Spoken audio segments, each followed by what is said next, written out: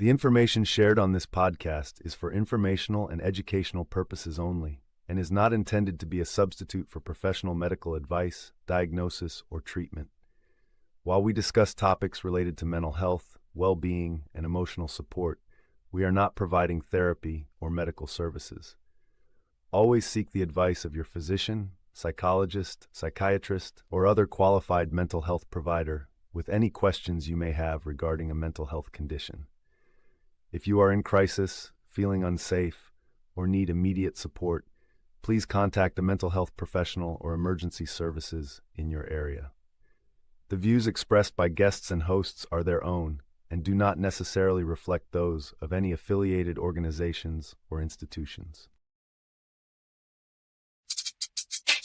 Get inspired, get motivated with Marcia EarHart and the M.A.Y.A, My Ambition, Your Ambition podcast. Something that I take pride in is trying to be forward thinking outside the box, challenging myself. And as I challenge myself, hopefully I challenge you. Find Marcia on Twitter and Instagram at Marcia_EarHart. On Facebook at Marcia EarHart Presents. We're going to talk health, wealth, fitness, mental health, financial, lots of different things that can empower you as you seek out the ambition that you're pursuing. Or get everything Marcia at MarciaEarHart.com.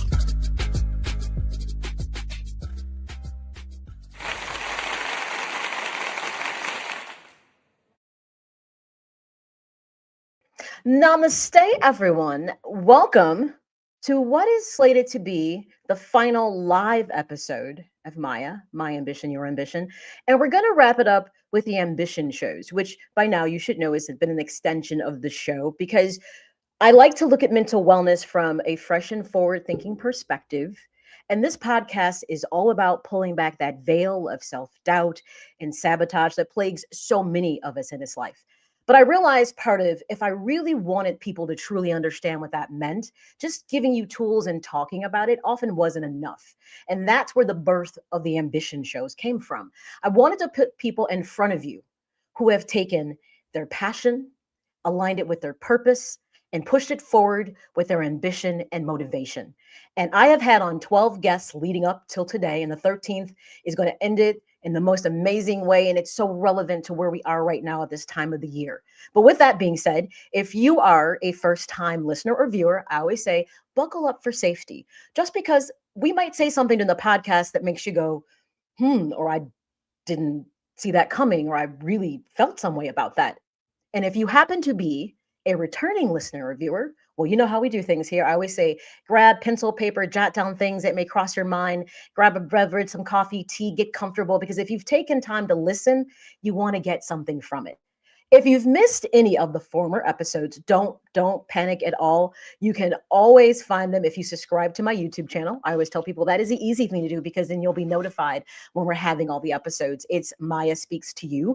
I actually finally got it together, everybody. I have a shared platform for all of my social media. So you can find me on Instagram and X as well as Facebook at M.A.Y.A Speaks to You, the same handle for the YouTube channel. And if you want to find episodes to listen to as well, the former ones, because there's more than just the ambition shows, you can always find my episodes on iTunes, Apple Podcast, iHeartRadio, Amazon Audible, Spotify. If it's a podcast platform, you can probably find me. And I want to say this, I am highly appreciative to all the people who have come on board and have began listening to the show. We have picked up listeners in Mozambique, Tanzania. We've got more cities picking up in Sweden. And of course, across the country, we've got California and Michigan and Texas, and it keeps growing. So thank you to everybody for the support. I appreciate that so much.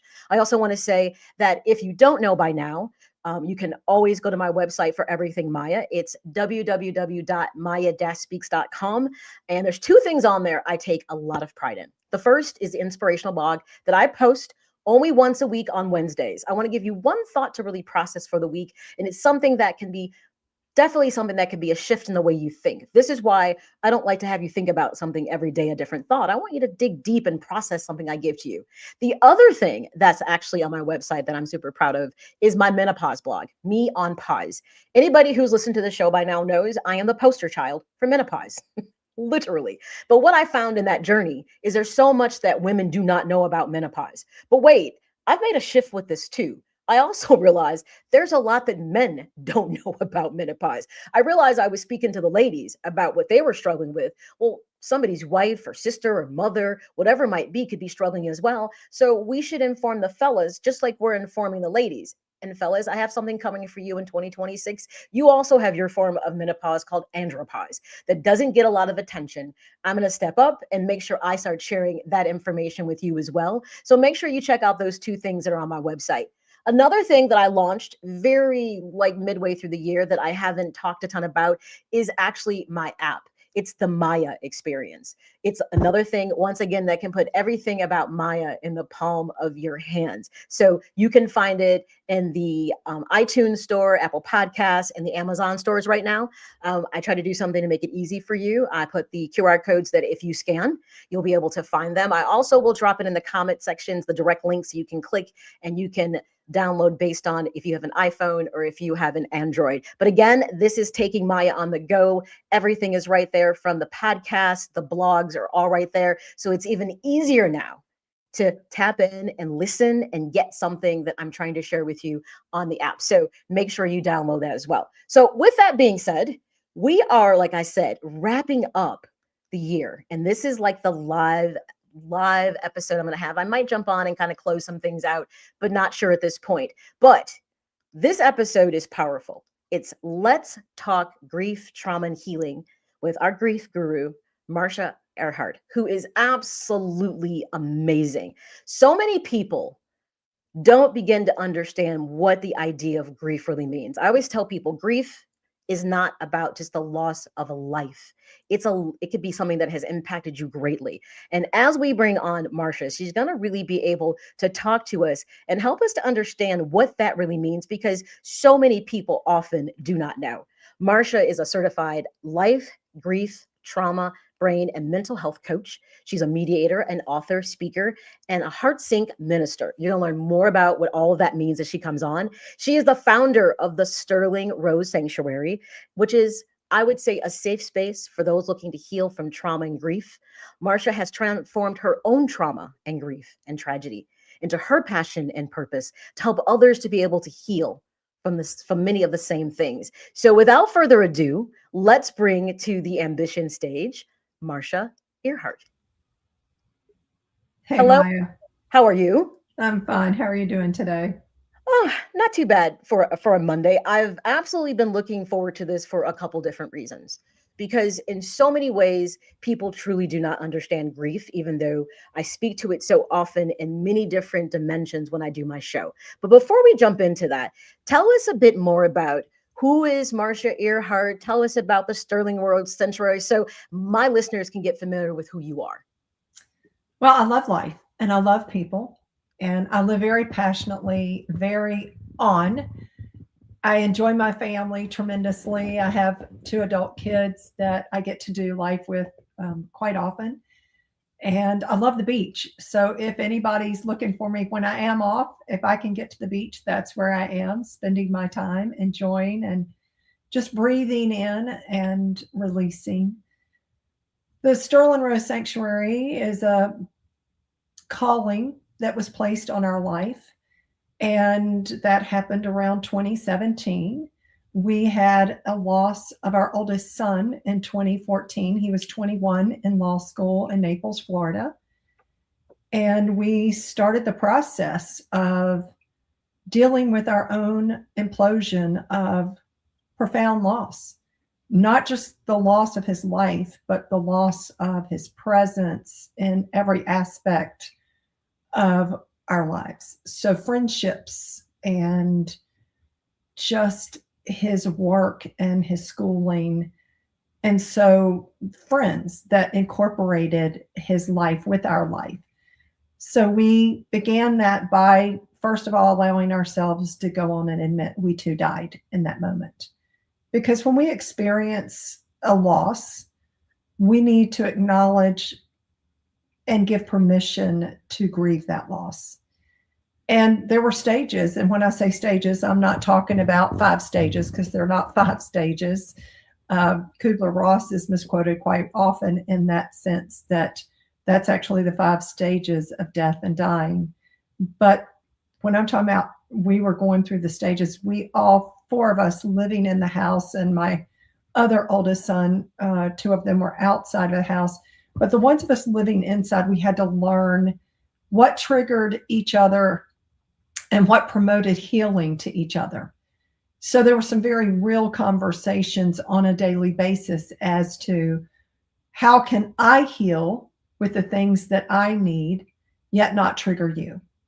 So that was a big part of our daily moving through the grieving process. And then as we hit around 2017, the Lord said, this, you need to have a place, the Sterling Rose Sanctuary. And the rose, because we cannot have the rose without the thorns. And so in the Sterling Rose Sanctuary, we actually unpack the thorns that happen in any aspect of loss, grief, trauma that we experience, so that we can experience and enjoy each petal in that rose. And within the Sterling Rose Sanctuary, it has several different components to minister to the body, the soul, the mind, and the spirit. So when we start with the mind, we start talking about the negative things that come in with grief, because quite often they're negative things that people start incorporating and speaking and living out of. So we want to unpack that and replace it with what is true, and releasing those lies, releasing the toxins that are coming in with wrong information. It's so vitally important, because when we are speaking negativity and we're believing negativity, it affects our body, it affects our organs, and we help people release from within their organs. The lungs actually hold grief. So our tagline is, we help people breathe again, move again, and live again. Why? Because when you're grieving, you have shallow breaths and you're not getting the oxygen that your body and your brain need. And so we do some diaphragmatic breathing to help people release and breathe in deeply, and then to have that oxygen, and then to exhale all those toxins. And then we want them to move. And so sometimes people become very sedentary in their grief. So we want them to get outside, to reconnect with nature, and to allow themselves to have a space where they can be ministered to and experience life around them. And what we've noticed, Maya, is when we start with just a little movement, all of a sudden people realize, I need this. And they'll start doing more movement. And as time goes by, as we're working through those losses and working through the trauma, then people are able to start living again in their created design, which is our desire, to see people live with the hope and in the grieving process, not with a spirit of grief, which I think as a society, we would say most people live with a spirit of grief. This is true. We are talking grief, trauma, and healing with Marcia EarHart of the Sterling Rose Sanctuary. You said something that most people, Marcia, do not understand about grief and loss and trauma, is that it sits at a cellular level. It seeps deep inside of us. And this is one of the things for me specifically, when I work with people and I realize either the trauma or grief is so deep and we've done what we can do in talk therapy, I will then recommend them to a higher level of care. And often I will refer them to those types of modalities that can help work with someone on that cellular level, whether it's EMRT, it might be somatic, different things, breath work, different types of things that works deeper than just expressing how they're feeling, but realizing that trauma sits at that deeper level. On your website, you have some things that I want to frame this conversation more for people to help them to understand. And there were 3 things on your website that really stood out to me. The first one was a stat you shared that 70% of adults experience a traumatic event in their lives. And that event could entail loss of a child, a spouse or loved one, their health, home, or even the loss of a dream. Most people would never think that somehow those things are traumatic. They would see maybe the loss of a child, okay, or a spouse, but people often will not look at their health, the loss of their health, or even their home, or loss of a dream, their job, their dream job. They don't see those as traumatic kind of events. Speak to that to help people understand what really is the idea of trauma.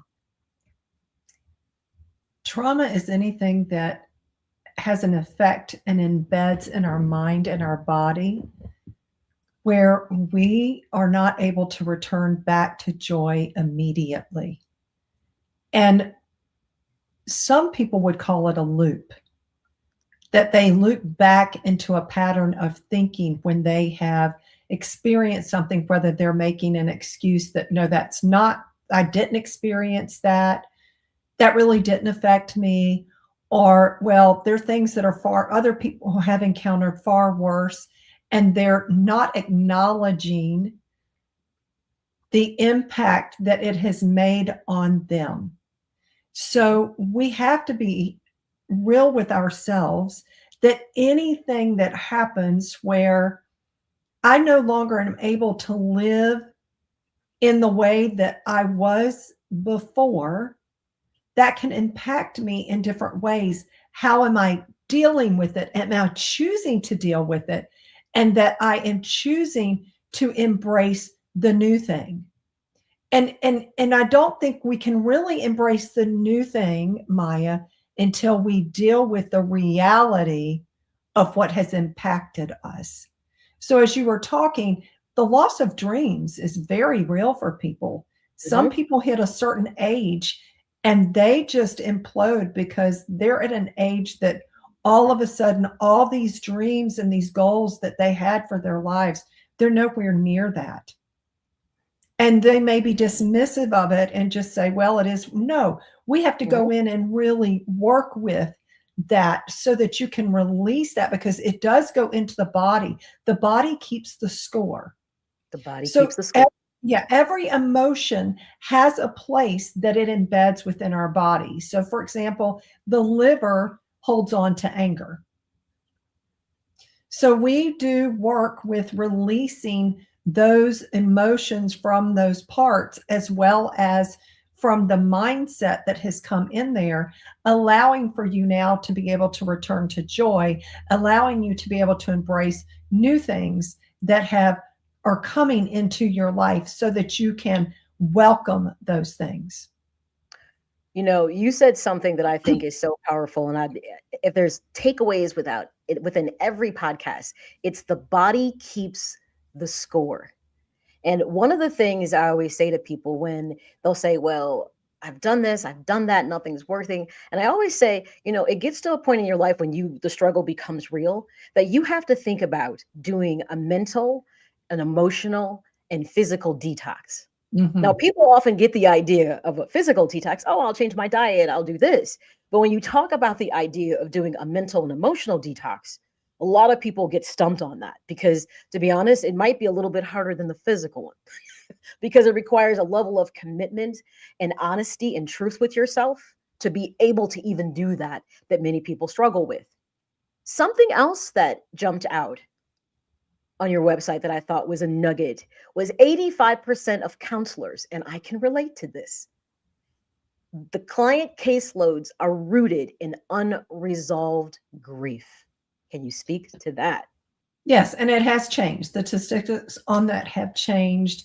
It's about 95% now. These statistics are 2 years old. We've seen a surge in this ever since COVID, and as we continue to get numbers and ask professionals, most people do not acknowledge areas that they may have grief and loss. They may not even recognize that it is such. Just like you were talking about dreams, someone may not think that that's a loss. So what happens is if I don't acknowledge that and I don't work through that, and I keep doing life and I have other losses and other things that impact my soul, then it becomes complicated, complex grief. Therefore, I'm going to find myself having some struggles in my life, maybe emotionally feeling more drained, having less capacity, even physically. And then all of a sudden, it could be where it's affecting my relationships around me. And I find myself going to someone to talk to. It's over the unresolved grief that was never handled or has not been addressed. And quite often those numbers represent individuals of years, not just something that just happened. It's been years where it has become complicated, complex, and therefore they're needing to unpack all of that. So what I want to say to everyone is it is so important to love yourself well and to take care of yourself and to honor the things in your life that are going on and to give space for healing, because everybody deserves healing. And to go take care of yourself and heal. Don't put it off. Don't think I can't do it. It's really not a big deal. I'll just talk to my friend. No, don't do that, because your friend isn't going to be able to give you the tools and the resources that really need to happen for you to have healing. Yes, that piece right there. And trying to reshape people's idea of what it means to be in therapy or any type of seeking help. People always have that mindset of, well, I could just talk to a friend or a family member. And that might be where we start initially when we discover something is on our minds. But they're not going to have the tools and resources, like you said, to really help a person maybe truly navigate that. And let's be honest, there could even be some bias or even judgment to it, that they may not be prepared, or they're definitely not equipped to be able to give you what you need to navigate that. And the thing I always say to people is, if you think about our lives, we seek out expertise in so many things. You don't just say, I think I'll go to the random person because I have a toothache. No, you go to a dentist because that's what they do. You go see your doctor if you're not feeling well, so that you can be diagnosed and it can be treated. I'm not sure why we get to the most important thing that runs the ship, that why we think somehow that can be treated without the same type of care and attention. And knowing that you should seek out help. It takes a lot to take that step. I want to post a comment from one of our listeners saying, J.Pa said, you make a great point, Marcia. I understand having a plan, but just because things don't go as planned doesn't mean you are a failure. And Absolutely. Yes. And a lot of times, J.Pa, they're thinking that they have failed because they didn't reach that plan. And, we have to realize our plans are not always going to be executed to the degree we want. We've got to have the ability to let go and to live in other spaces, and to realize that there can be another plan, a better plan, if we allow for that and we deal with it. Mm-hmm.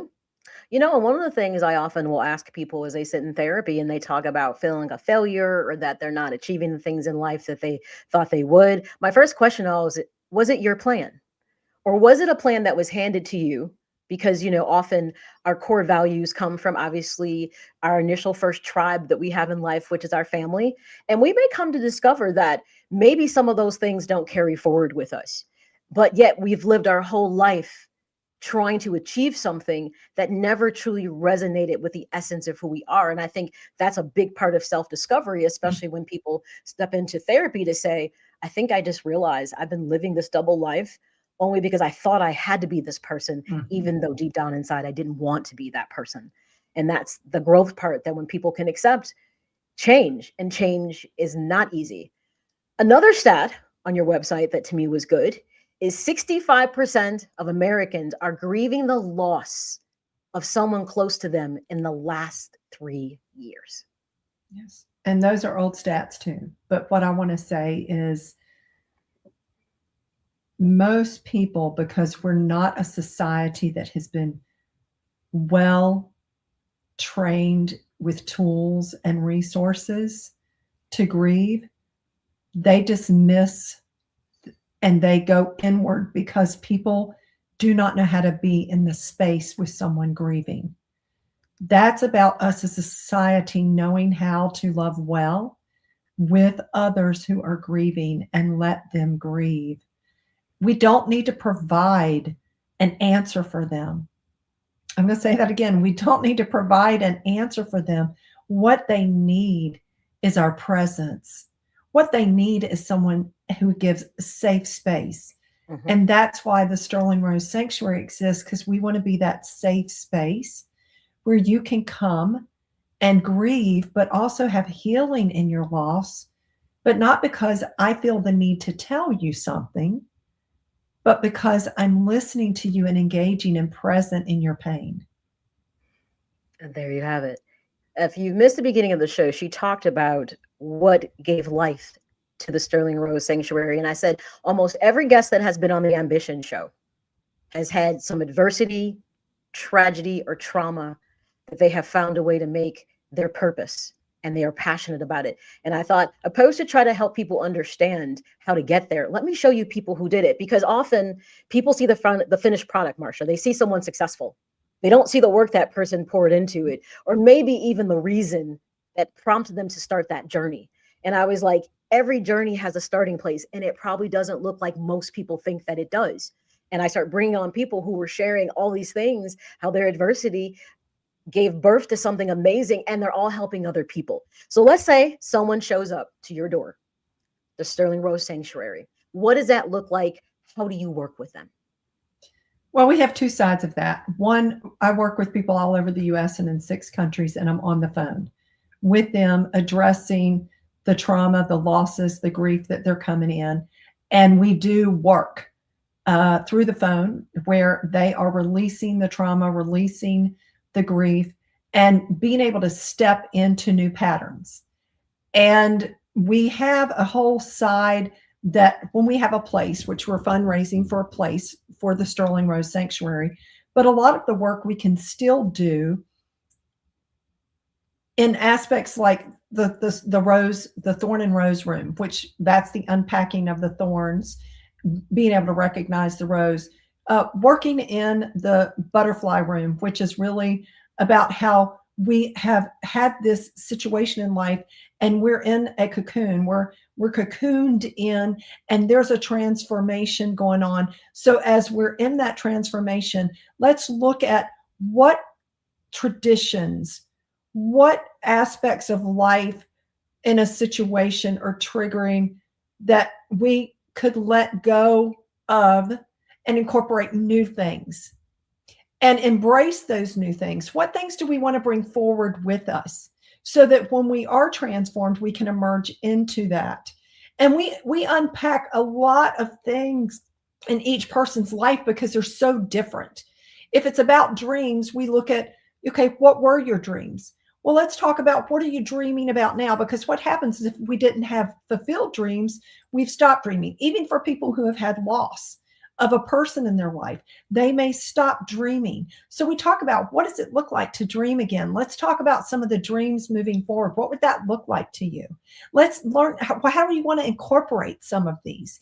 So bringing and breathing life back into that space. And then I talk to them about whole health eating, because when people have been grieving or in loss or trauma, they have some very unhealthy eating patterns. And we really want you to take great care. So get off the carbs and the sugars. Let's do some whole eating. Let's find some things, new things to freshen up your life so that you are able to release toxins and have healing inside. And then we talk about exercise, somatic movement, as far as doing some stretching, whether it's yoga. We talk about frequency, all body is all frequency, and each part of our body has a different frequency. So how we can immerse ourselves with certain frequencies that will help healing. And we really encourage people to listen to whole tones that have been in trauma and stress, because the frequency is healing to the brain and the body. And there's something that is calming, and it starts giving a resurgence to those places that have been so deeply wounded and even maybe shut down and turned off. There you go. And people often don't see things that way when it comes to trauma or even healing, because this is something that's emotional and mental. And of course, this is where people get very, kind of rigid. Thinking outside the box isn't easy for them to do. But this is why you go to someone who can help you to expand the way you're thinking to help you heal. Because as you said, loss comes in so many ways. It could be the loss of a job. It could be the loss of a home. It could be the loss, like you said, of a dream. It could be the loss of a loved one, whether it be because they're no longer with us physically, or it could be the ending of relationships or friendships. Yes. And when I say that, we enter into a time of the year where people really fall very deeply into their emotions when it comes to the holiday season. They feel often very alone because, let's say, maybe they don't have a good relationship with their family. And so they're watching everyone around them appear to have great relationships with their family. They watch too much TV. And if you watch a Hallmark channel, you're going to believe that your life is just awful. So they see all this happiness and love around the holidays and it feels like it's missing for them. Or there could be the situation where someone is grieving the loss of a loved one. I myself, this will be, an anniversary year of losing a loved one who actually died on Christmas Day. You know, I've worked through it the whole year, but as I move closer to that anniversary date, it just feels so much more heavier. Talk about the holiday season and how maybe people can start to rethink or retool how they're approaching this. Well, first of all, 99.9% of the people are not sitting around singing Kumbaya, having a wonderful gathering. I need people to understand that. We are deeply flawed human beings, and I work with hundreds and hundreds of people, and I can assure you that most people are living and maybe making it through dysfunction. But I think that's a couple of reasons why there's so much stress. One, they're stressed because they're going to be around the dysfunction. The other is they're stressed because they're wanting to create a kumbaya moment. Mm-hmm. And neither of those are perfect scenarios. And so when we are getting close to the holidays, what I think is a wonderful, and I help many of my clients do this, think out of the box. Where can you go? Let's do something different this year. Let's not stay in the place where you will be triggered in your pain. Let's think of something that could incorporate a way that you could acknowledge yet celebrate in a space that's new or that's familiar that you haven't been to in a while. And then make that plan. So the first year after the loss of our son, we did not do Thanksgiving, Christmas in our home. We went out because I didn't want to keep seeing the empty chair. I knew, and it's like, let's do something where we can enjoy and we can incorporate this. And what your audience doesn't know is in 2019, we had a second loss of our second oldest son who was murdered by his girlfriend's ex-boyfriend. So we've done this journey multiple times and we've had to implement the very things I'm encouraging your audience to do. When the date comes, that's when you become overwhelmed because you did not pre-think a plan. We didn't put something in place that, you know what, I'm not going to do this today. I'm going to go spend my day in the mountains trekking. I'm going to go to the beach. I'm just going to go visit some friends who've invited. And it's okay. Allow yourself to do things that are new and yet be around people that really respect your boundary. As far as if you can't stay in the room with them and you need to leave, you can, and there's no judgment. See, we have to choose wisely, but yet we also have to implement and not just wait till it comes. So we did this in pre-thought. Mother's Day, Father's Day, birthdays, anniversaries, celebrations, all of those days were pre-thought out as to how we were going to handle them, where we were going to go, what we were going to do. And we could just go out for a walk, but we did something to get out of that space so that we're not sitting, ruminating, allowing pain, sorrow to consume us. Yes. Now that's, the grieving of two of your children. Marcia, there's one thing that people always say, and I will never be able to understand it, but I, to a degree, can totally understand when people say when you lose children, like that's a loss that people will never understand. And you are a testament. If anybody says they can't do it, again, this is what the ambition shows are about. You took your tragedy and your sadness and you transformed it into something that helped you and your family heal. And you realize other people also need these tools to be able to heal. Because one thing that you have said, and I say it all the time, the way that we are taught to grieve in the Western world it's not something that is healthy to me. It's very closed off. And it's often set up that we would want to retreat and isolate ourselves away from others. Someone posed a question here, and I've actually had this question in therapy from people. They said, hi, Marcia, is there a time that grieving a loss of a loved one should get easier? So I once had someone say to me in therapy, I lost my husband 2 years ago. He was an illness. It was anticipated. And I still can't seem to get past this. And when I spoke to another provider, he looked at me and said, you should be past this by now. It was 2 years ago. What's your thoughts? How do you answer that for someone about, is there a time frame or a timeline with grieving? First of all, I think it depends on the individual. Mm-hmm. I think it depends on how the individual allows themselves to enter the process of walking through that grief. Having lost 2 sons and a mother in the last 11 years and experienced some other losses in my life, what I can say, the rawness should not be there. If I'm healing, if I am truly healing, and I want to make that clear, because this is not a judgment, this is about healing.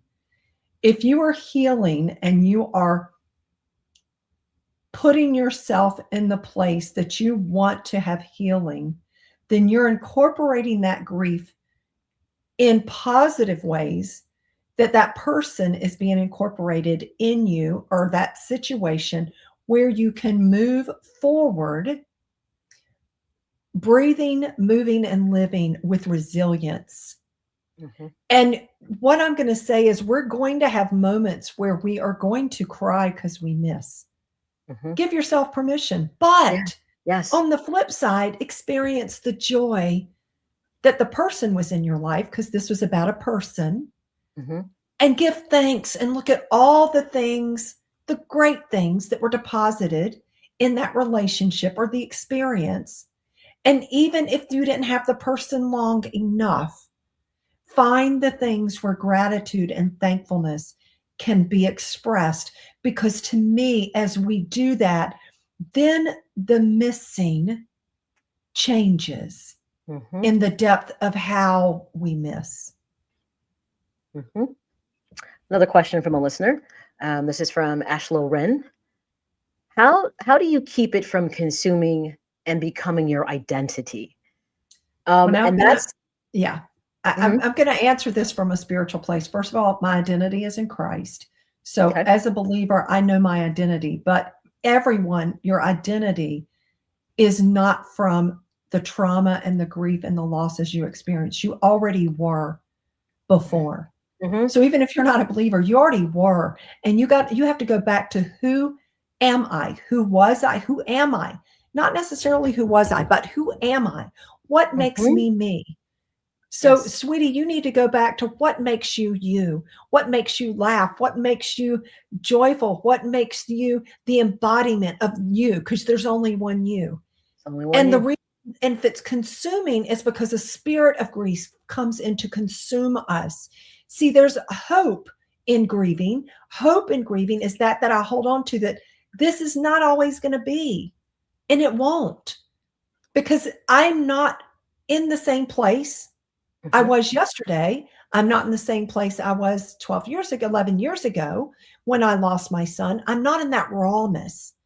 I'm able to engage and be in life. And sweetie, know that there are other people that love you and that want you and to experience you in their lives. And surround yourself with those people that can love you and embrace you and encourage you to be all that you can be, but are walking with you with the patience and the love, holding space for you while you're hurting. Yes, that's very well said in regards to whether people are spiritual or not. And many people do find our way back to that because they realize there's something that sits, that you were created and made to be who you were. Yes. Now, the things that were bestowed upon us by our fellow man, we can't always control that, but it's what do we do with it? And it's about finding those spaces that are safe, removing things from your life that are toxic and not healthy. And sometimes, Marcia, I'm not sure if you ever said this when you work with people, sometimes the people you have to remove from your life is family. Because Correct. They can be the ones that weigh the heaviest, or the ones that may not be the most forgiving, or they may be very judgmental. And if you find that you have tried to create a space to exist, but yet it constantly seems like you have to retreat to find peace, it sounds like that's a space where you should not be moving. Right. And I do want to say one more thing. Trauma should never define us. It should be a redefining line, but never a defining line. There is a difference. Yes. And that's important, that a lot of people are living their lives through the lens of their trauma.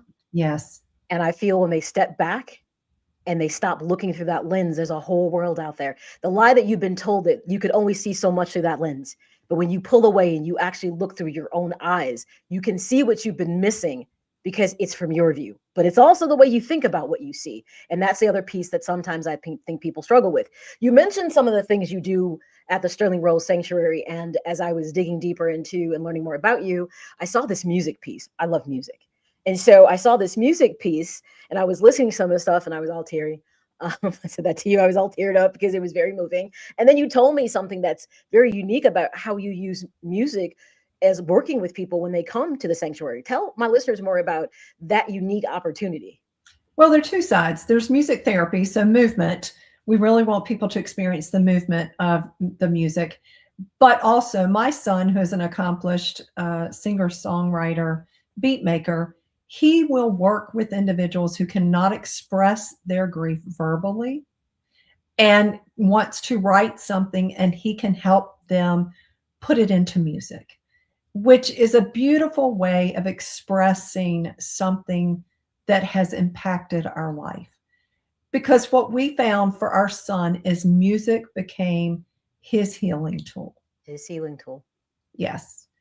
And we also have, an art therapy where artistically you can draw and create, because sometimes, again, we need another means in which to convey our loss and our grief.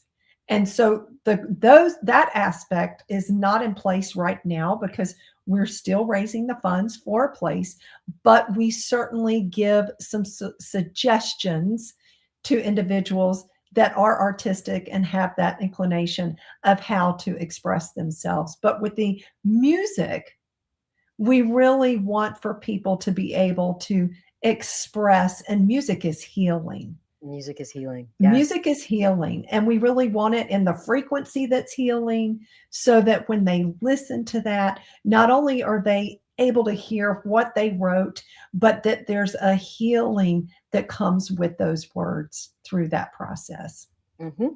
Everyone, to learn more about Marcia and what she does at the Sterling Rose Sanctuary, of course, scrolling at the bottom, you can see the website, which is www.thesterlingrosesanctuary.us. But as I'm trying to make things easier, at the top of the screen, you'll see a QR code that you can scan, and that'll take you right to the website. So that makes it a little easier too, to kind of be able to get to Marcia and see all the wonderful and amazing things they're doing to help people heal through trauma and grief and loss, and to be reborn in a way that you want to be, to live your life. I always say, here we look to harness those things that can help people get that ambition and motivation to become and live the lives that they want to have, not just big goals, Marcia. I say, I want people to think about their lives every day, because every day is a gift. People always want to think so far into the future. And I'm not saying that's a bad thing, but appreciate the day that's given to you. And I know we had talked before the show about, holiday seasons are very hard for people. They struggle because you look around everywhere and it seems like the world is happy and you feel miserable. And you mentioned that, obviously one of the things, obviously coming to work with you, but also that you actually wrote a book that actually soft launched in May, but now is available in September of this year, called Gripping Grace in the Garden of Grief. And this is available in Amazon, of course, as everything else is. So you should check this out. But tell us a bit more about the book, kind of what prompted you to write it, like what readers can expect of this. Well, the book really came out of my own experience of grieving, and it's a very raw account of my own emotions and how I dialogued that out loud. And I did that with the Father and Jesus. They were my go-to. I had a family that was experiencing what I experienced, and they were not the people I needed to be talking to. And so I went to the Lord, but I also asked him, please don't let me miss when you show up for me. And so he showed up, and I have all these beautiful pictures, and every single one of them is, he gave me out of a place of pain. And the writings in there are from a place where I write where my heart and my mind and my soul was in a space, and yet the transformation that happened in that space. And it's a companion. This is a book that's a companion for anyone that is grieving, that knows someone grieving, because grief is a lonely place. It doesn't matter who's around you. There's certain things within the grieving process that just feels lonely, because whatever's happened has taken an impact on you. And so someone else isn't you. They can't feel everything that you feel. They can't think everything. So I've had so many people reach out that have gotten this book. And the way it became known as the companion to grief is because that's what people started writing. Oh my word, this is a companion to grief. I love this.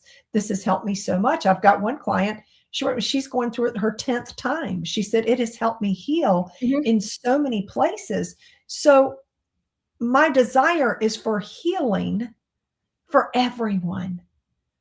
I want everyone to be able to experience the healing. No one to be walking around in their pain, hurting and silent, and to know that there are people here who will walk beside you. We will. I don't want you walking the journey alone. And that's the thing that's so beautiful about when people are willing to ask for help and to reach out, that they come to realize I'm not alone, that this is not a journey that I didn't have to walk by myself. Now, maybe initially the people I thought that might travel this road with me, turns out they were not maybe the best companions for the journey. But yet here it is, I found someone, or I found this book that can help me heal. Because you said something I think is often difficult, especially when you're grieving the loss of a loved one, is if everyone is grieving, it can get highly complicated because everyone grieves differently. Some people will shut their emotions off. Other people will turn their emotions on. And it can be a lot to try to navigate.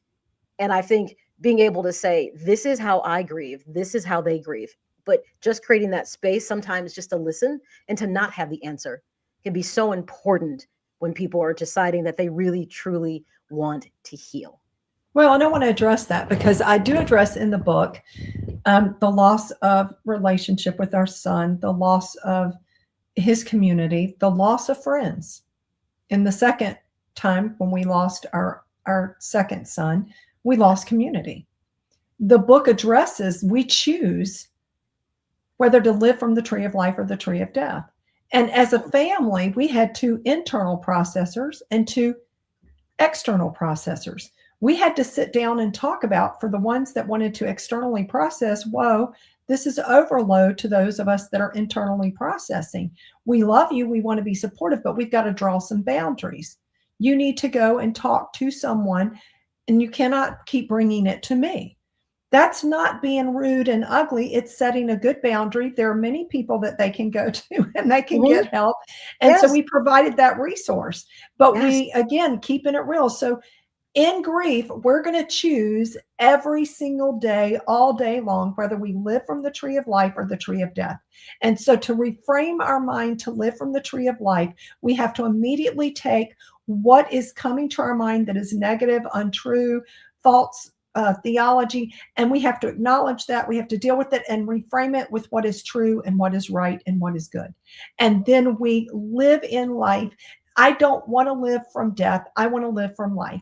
And so we experience that in our own lives too. I don't want everyone to think we were this perfect family. There were people living in death in our family. There were people living in life. There were his friends that were living in death. There were people living in life. I mean, it's a process, but the reality is my life isn't over. So I get to choose, do I want to live among the living or exist among the dead? I'm not done. We're going to exist among the living. Yes. You said something that legitimately I'm going to say to people that if you didn't hear a single thing we talked about, what you just said was powerful. You can choose that you want to be and live from the tree of life or the tree of death. And I'll be honest, a lot of people, Marcia, probably have never looked at it that way. They go through life with blinders on and not seeing that life, what has been bestowed upon us, I always say, is amazing, regardless to if you are religious or not.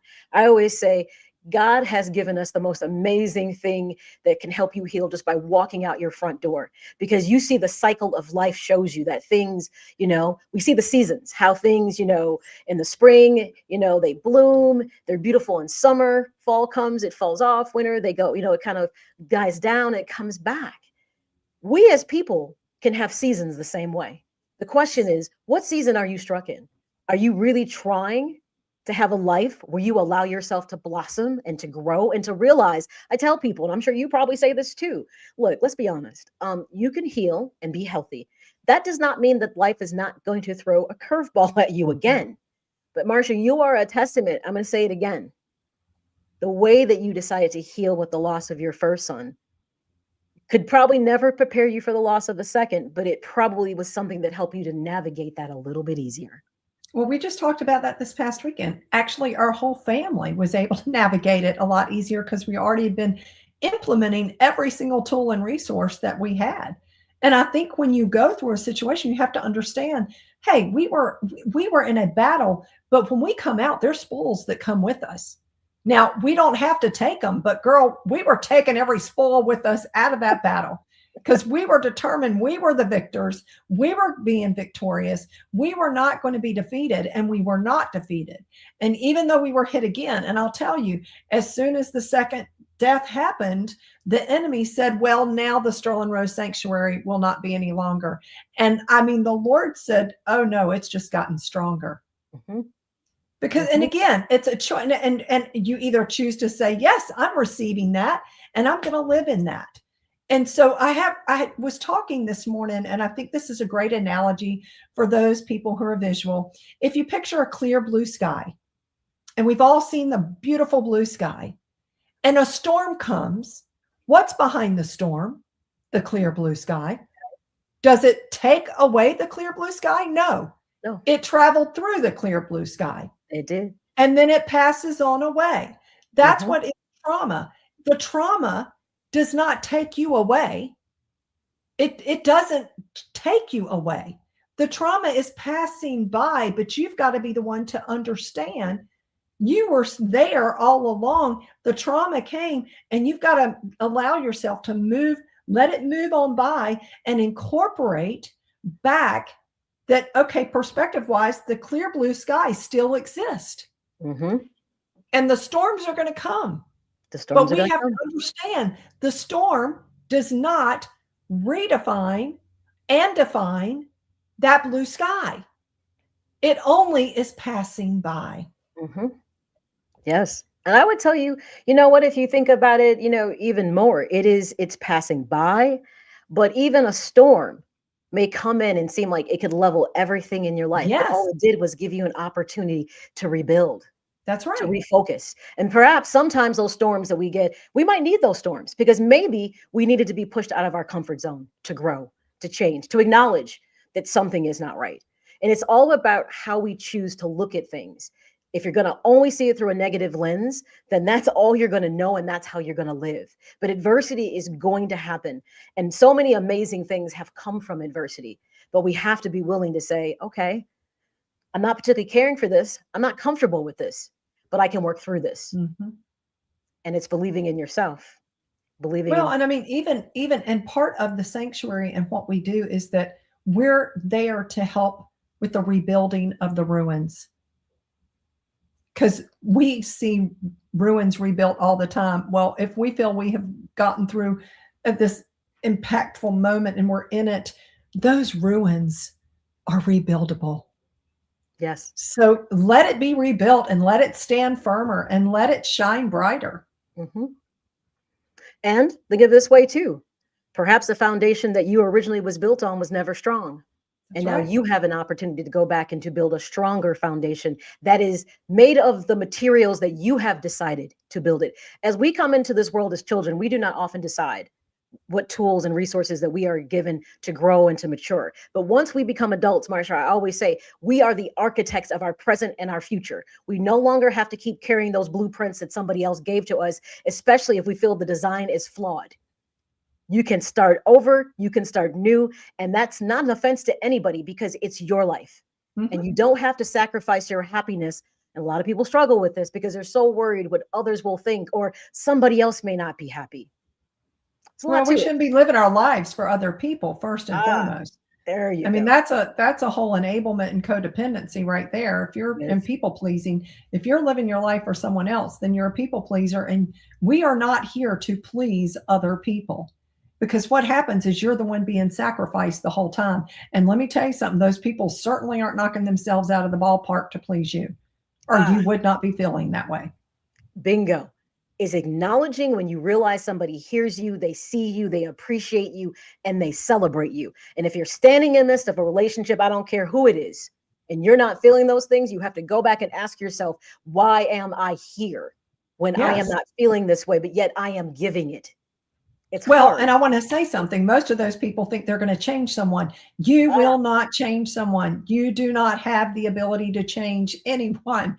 I can't change anyone. Maya, you can't change anyone. Nope. But what I can do is direct you to the one who can be the change maker. And I can tell you that there are things that need to change. And that is on you, the individual, to make the change, because you have to want it bad enough that you see that you have put yourself in that position where you are in a toxic, ongoing permanence in that moment of just hurting yourself. But you can change it. You can change it. But it's amazing to me because I have a lot of people pleasers that come in and a lot of enablers, and they're just like, well, I just don't know what would happen if I weren't around. Well, they existed before you were, and if they didn't, then they've got to learn now how to. There's just some realities. Yeah, we gotta speak truth. We've got to speak truth. Check that box, Marcia. Check that box. Be honest, because that's what people struggle with. The fear of being alone. If I choose me, yes. Does that mean I'm going to lose everything? Well, if you choose you for all the right reasons and people decide to abandon you, what does that tell you about those relationships? They were meant to be looked at. All right. We sit in the holiday season as we wrap up the show. Any parting thoughts for my guest? Yes. Be gentle with yourselves. Be kind. Allow yourself to decide for you what is best for you. Do not let other people try and convince you as to why you need to be with them, doing the things that you may not feel comfortable doing. Make sure that you're able, if you're in a place that you've already established, if I need to get up and leave. This is about where you are, not about pleasing other people in this place. This is your journey. And find the people that really do support you and that can encourage you and hold space for you.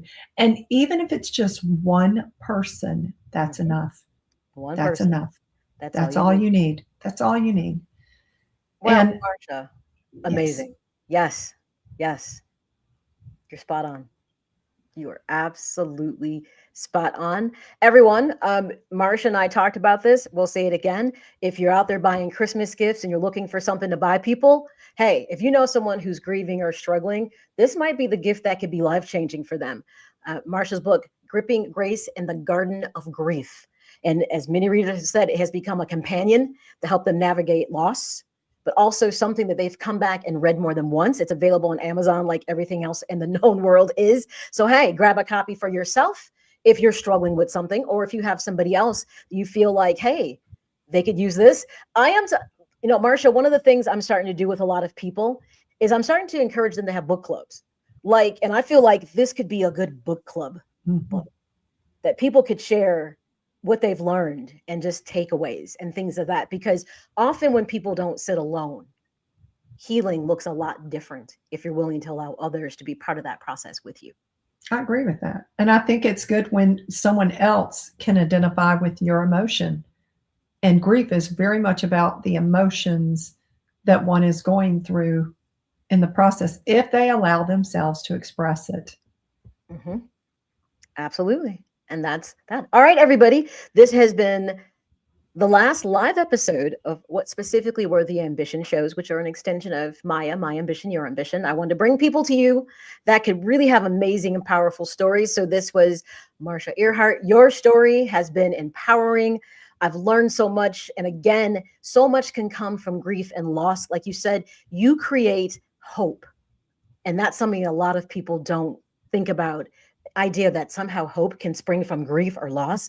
Yes, it can. So this is where you can find the Sterling Sanctuary online, www.thesterlingrosesanctuary.us. Of course, you can scan the QR code at the top of the page as well. And that'll be another way that you can connect with Marcia and the Sterling Rose Sanctuary. Again, Marcia, thank you so much for your time. I appreciate everything you shared with my listeners, your energy. You are nothing short of amazing. I'm sure you know it, but I just want to make sure I say it more times than not in the course of this interview, because you are one of those, you are a force to be reckoned with, because you took so much pain and transformed it and to help other people to find something to help them heal as well.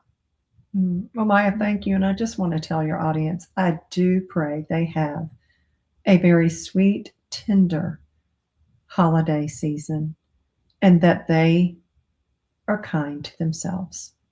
Yes. Be kind to yourselves. All right, everyone. This is Marcia EarHart, picking up the ambition shows. Everyone, again, I have had such amazing guests. As I had said before, if you happen to miss any episodes, you can always find them in the iTunes, Apple Podcast, iHeartRadio, Amazon Audible, Spotify podcast platforms. Just search Maya, My Ambition, Your Ambition. You can find them there. You can always listen to episodes, of course, via the website. Just go to www.maya-speaks.com and all things Maya are there. Make life a little easy for yourself too. Subscribe and share my YouTube channel, Maya Speaks to You, as well as I finally got it together.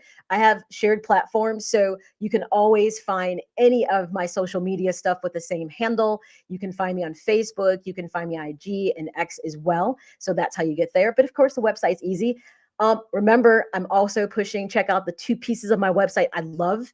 I have 2 things on there that I'm really proud of. The inspirational blog, both are posted on Wednesdays.